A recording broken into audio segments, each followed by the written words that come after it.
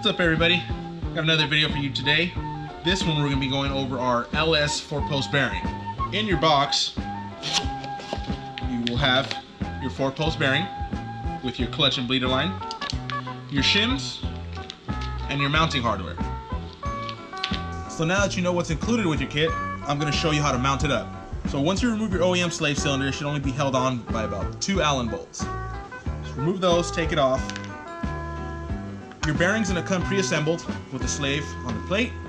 So once you get your measurements and you figure out exactly how many shims you're going to need, just get your collar out of the housing, stack up the required shims, slide it over, grab the housing, and press it back in. It might be a little bit tight to push in, but that just means the seals are working. So once you've got your bearing shimmed and bolted down, just slide it over the input shaft, line up the 2 holes, get your Allen bolts, and tighten everything down. Once you've got your bearing shimmed and bolted up, just go ahead and connect your lines and you're good to go.